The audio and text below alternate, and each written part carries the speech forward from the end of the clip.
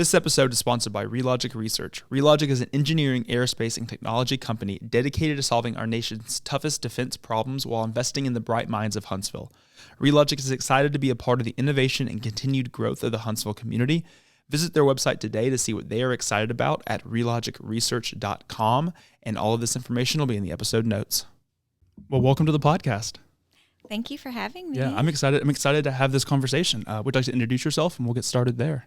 My name is Amy Bailey, and I publish Huntsville City Lifestyle Magazine. Awesome. Yeah, it was fun. I was looking back through my notes prior to this conversation, and we've been having this conversation about doing this podcast since March. But I think it's definitely good timing now as we're recording this the beginning of December, and it'll release the 1st of January. But I think this is perfect timing. So I know that your background. I mean, let's kind of start there. You're a Huntsville native. You're born and raised here. What was it like growing up in Huntsville, and sort of what is your background prior to doing this magazine? Well, yes. So I grew up in Huntsville. The first 5 years of my life, I lived in New Hope, Alabama. Okay. And my parents got a divorce, and we moved to Huntsville. And I went to Whitesburg Elementary School, Huntsville High School. And, I always liked Huntsville, but I always wanted to get out. Yeah. And so I never necessarily saw myself living here. And so that's been a cool journey because as a child, all I wanted to do was get out and see the world. And I did.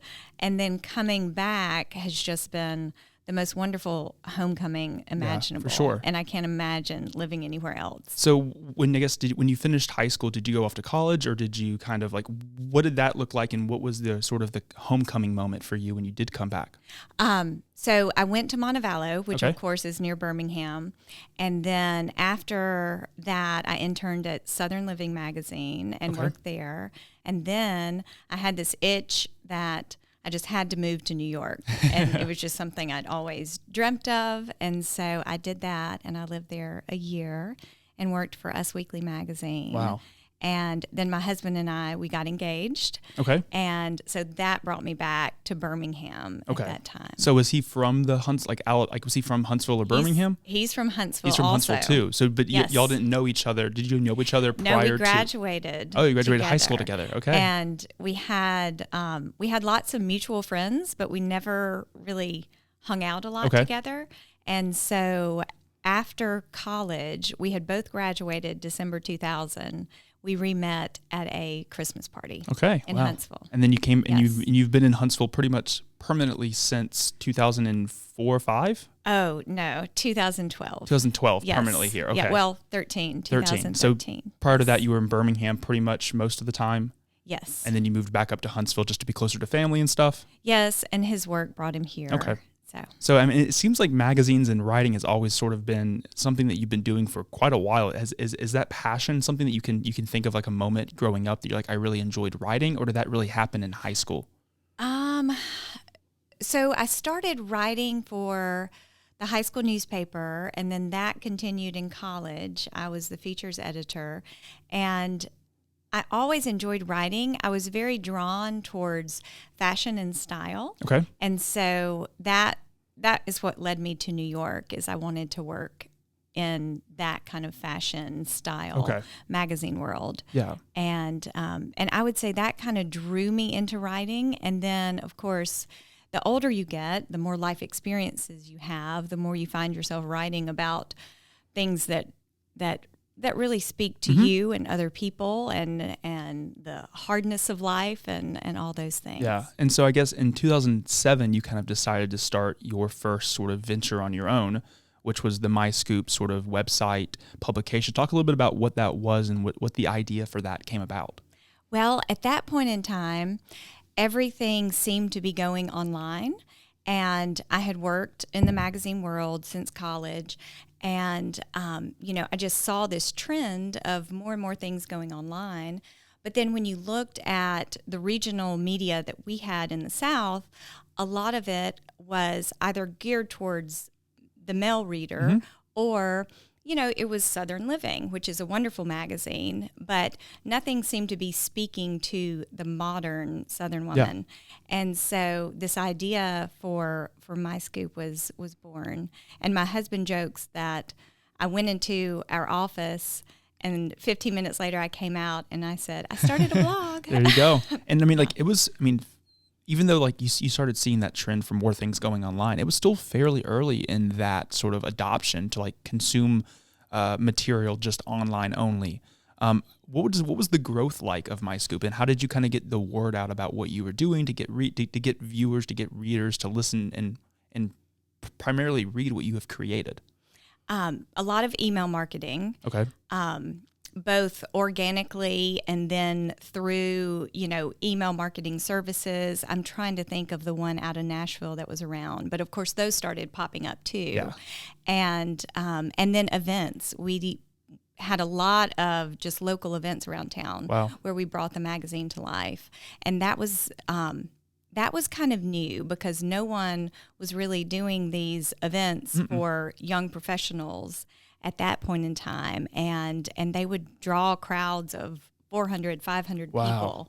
So and you grew MyScoop to cover more and more regions. It didn't just like when you originally started. What was sort of your area that you covered, and then kind of as you continue to grow it, what did that growth of sort of like the area at which MyScoop was addressing? So Birmingham, of course, was the focus and was always the focus. But we expanded to Nashville and Jackson, and we started doing events in those cities also.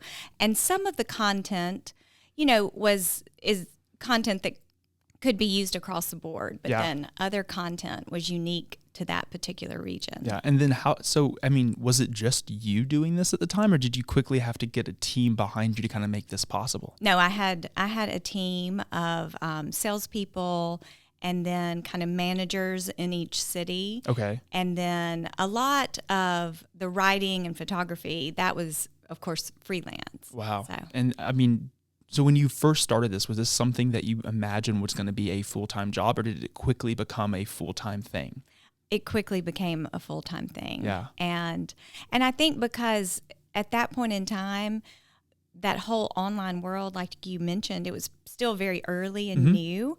I think it grew very quickly because it was the new thing. I mean, and I'm assuming you probably even had people that were reaching out to you that were getting into it, 4 or 5 years after you had already started, to kind of ask for advice or pointers, and sort of, can you think of like one piece of advice that you would have gave someone, say in 2011 or 2010, that's looking to start their own thing online?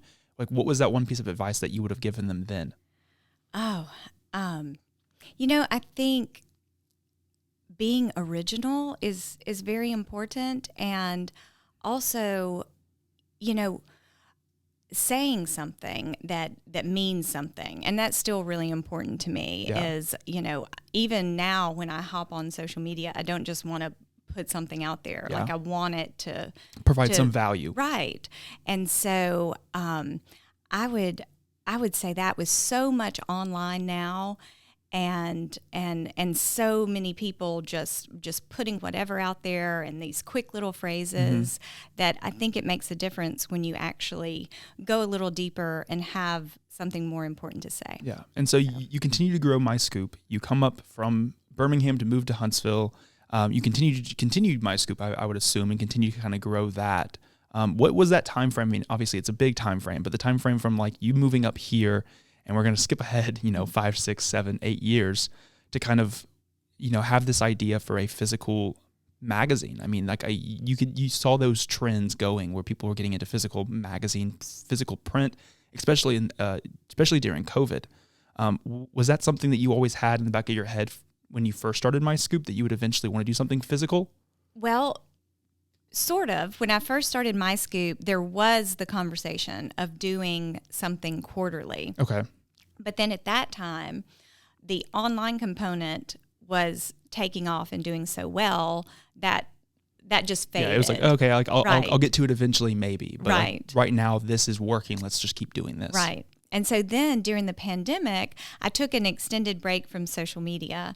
And that's when I just started noticing all these incredibly beautiful publications, and they all seem to be quite highbrow and of a higher quality. Some were annual, some were quarterly, some were local, just regional magazines that had been popping up. And that really struck me because, of course, over 10 years ago, we were told that print was dead. And so to see this reemergence, it really made me think, what is happening here in society? Clearly, there's a demand for this, or they wouldn't be popping up. And so I think there's this reemergence of print and being able to hold something tangible.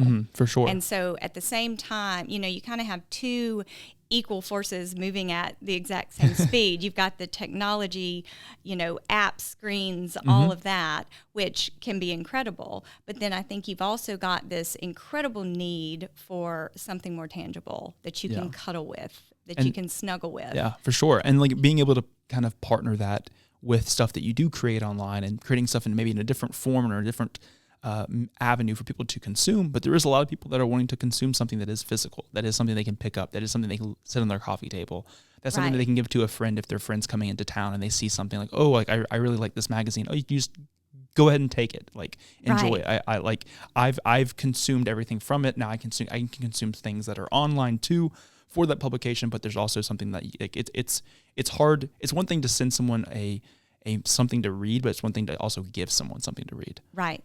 And so I guess in August of 2022 is when you sat down with your friends at a coffee shop and you kind of had this initial first idea for Huntsville City Lifestyle Magazine.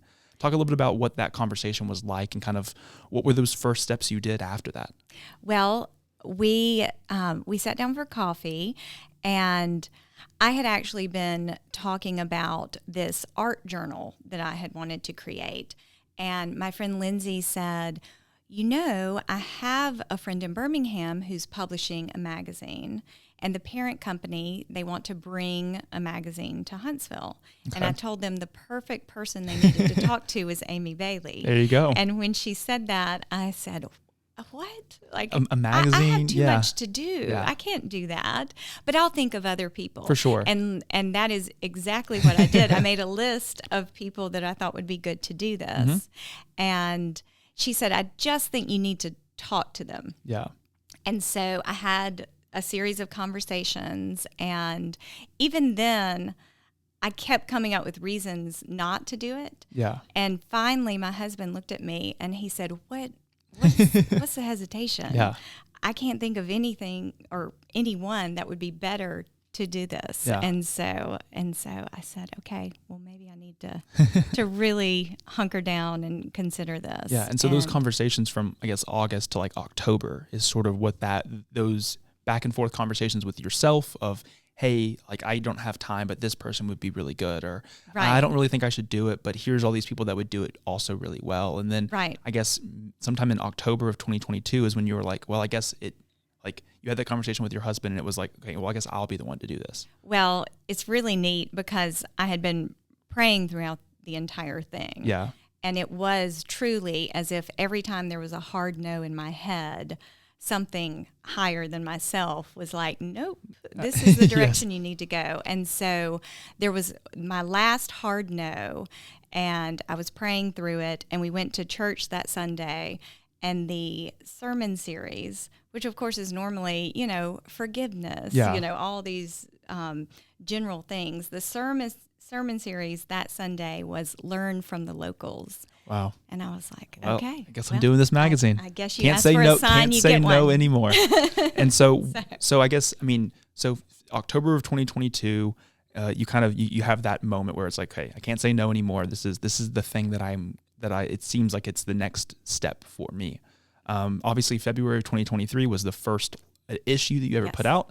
What was that process like from October to February to like actually get this magazine up and going, getting the word out, getting content for it, getting sponsors? Like what was all that like, and kind of like just that journey for you? So a big part of it for me was the visualization of everything. Yeah. And because I had been in this magazine and media world since I graduated college, I kind of got every aspect of it. Yeah. Like I've experienced every aspect of it. And so from the beginning, I wanted to envision that very first issue. Like, what does that look like? Yeah. What is unique editorial we can put in there that's different, that's stories that are not being told. And so, I sat down and I kind of made a list of everything that I wanted to be in that first issue. Wow.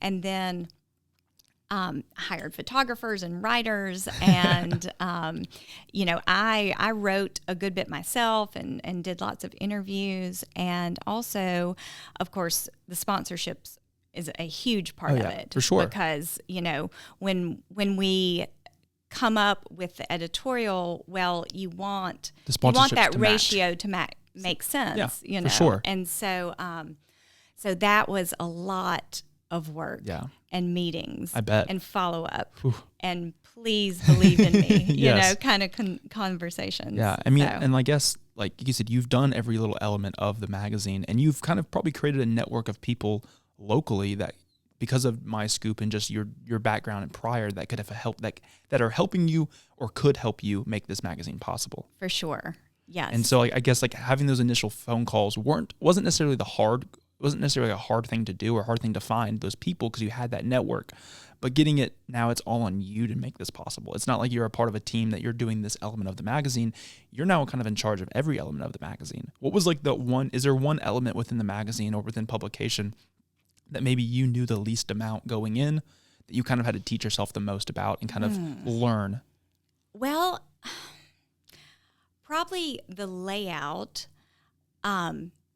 I'd never really had to do that part before, but then, to me, the layout is fun in itself because it's like this puzzle. Yeah. And so, for instance, if you have an article, making that article an odd number of pages, so you end it with a right-hand read where an advertiser can go. Interesting. And which is more things benefit you don't really think about to the client. Yeah, makes sense. And I guess that presentation and that sort of thought process is probably something that you had never really, you were maybe aware of, but never really valued the importance of something like that, because it's not something you had to do or deal with. But now it's something you have to think about all the time. Right. And now I kind of find it fascinating. As you look through other magazines. Out about it. Yeah. For sure. So, I mean, as we're recording this, you're 10 or 11 issues in. Right. What was those first take me back to February, that February, March, April, May timeframe when you've gotten this first couple issues going. What was the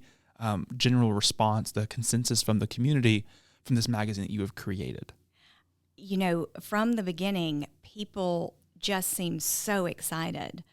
And that is something that has blown me away, because, I thought creating MyScoop was very cool. Yeah. It does not compare to the response this has had. For sure. And I think it speaks a lot to that we wanted it. Yeah. We wanted something more highbrow. We wanted something that could tell our stories in a deeper way, which we can do because we're coming out monthly. Yeah. So we have to have great stories every month. Yeah, for sure. And it kind of pairs well with the question. You've kind of answered the question throughout this episode so far. But what was that looking for something that was going to highlight the stories in deeper, meaningful conversations in longer form? Was that the niche that you were hoping to fill? And is that the missing piece that you were seeing that wasn't around? Is that sort of what you were trying to accomplish most with this magazine?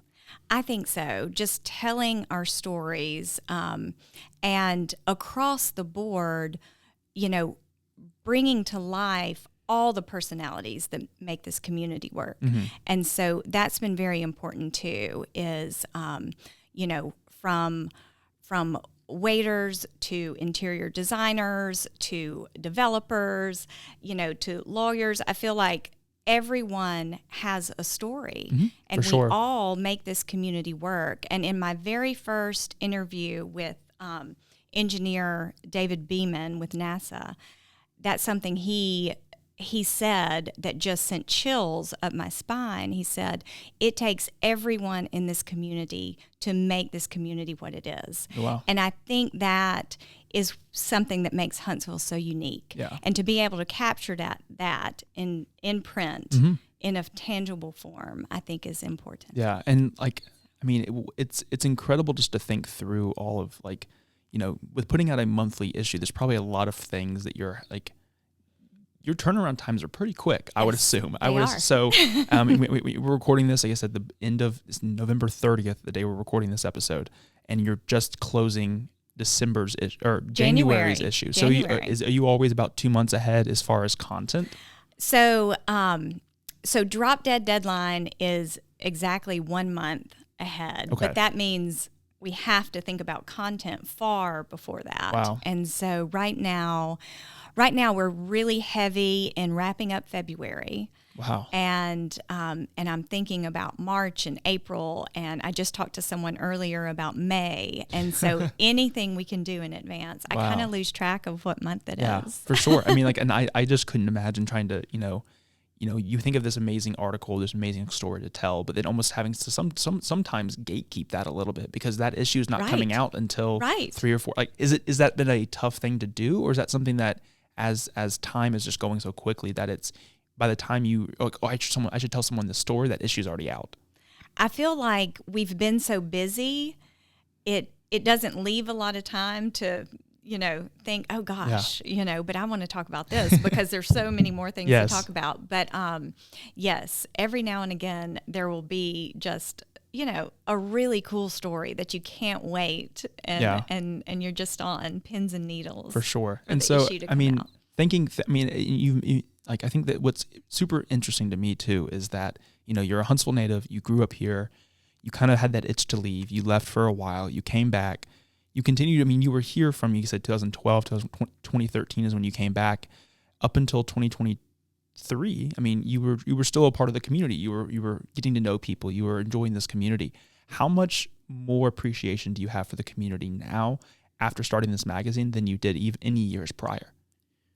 My appreciation has certainly grown very much over the past 10 years, but I would say starting this magazine has made me appreciate it even more because there's something really powerful about hearing other people's stories and just realizing how connected we are and how similar we are. Mm-hmm. And so I think just learning things that I didn't know because I like to think that I know a good bit. Like I've been here long enough. There's so much that I don't know. And there's so many neat stories that sometimes it's someone that is multi-generational, that has been here forever, and it's a new story to me. Wow. And then, of course, there's so many new people moving here who have incredible stories too. And I think, over the years of doing this podcast and talking with a lot of people and meeting a lot of people, I think the biggest thing too, is just the perspective that you get. Because I'm a Huntsville native. I've been here my entire life. I don't plan on leaving. And it's, you think you know a little bit about every little story. You think you know something about this or know something about that. But then you interview someone else that maybe saw it from a different angle or a different perspective on that event or on that whatever it is. And you're like, I just never thought about it that way. And I think that's like probably one of the amazing things about the magazine is that you're maybe learning about a story that you already thought you knew about, but you're interviewing somebody that saw it from a different point of view. Right. And now your point of view kind of changes on that story too, because you're like, well, now I know it from this angle, and now I know it from this angle. Like, I wonder what someone else from this angle would know about this story. Right. And you're just kind of like, your brain's just constantly flooded with different like emotions and just different thoughts about something. Yes. It's so like, thinking through this entire journey you've had with MyScoop to now Huntsville Magazine, was being an entrepreneur, owning your own business, something that you always thought you would do?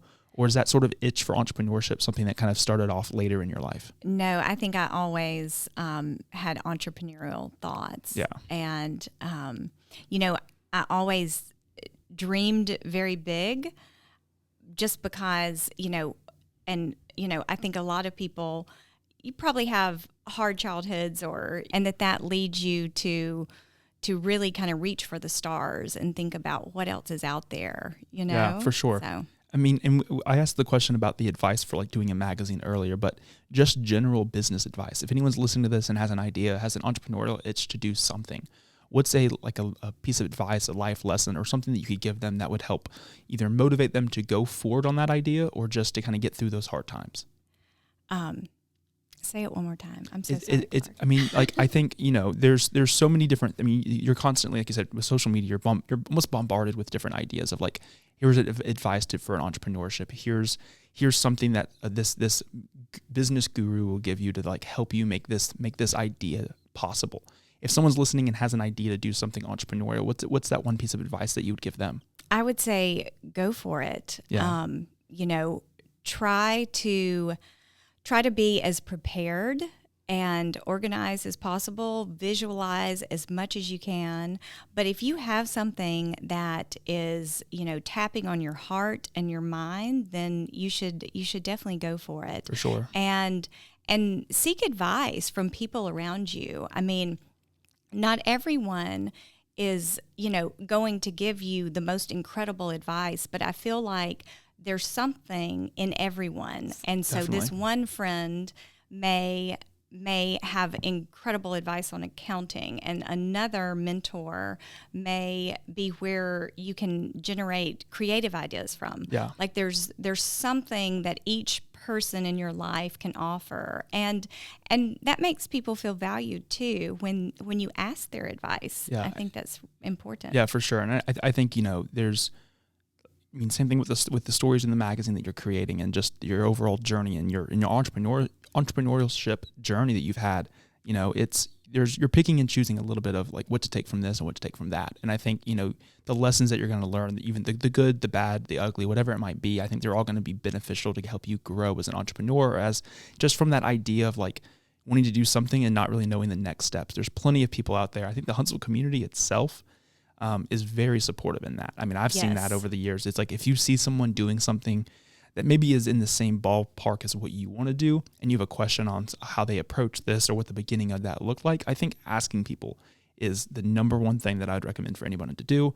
That's how the whole podcast started, is just asking someone to come on. Like, would you just like, you don't know me, I really don't know you. Would you like to come on this podcast and I can talk and ask you questions? And that's the whole, it's a whole, like, now it's blossomed into something much bigger, but you have to be willing to ask that question first. Yes.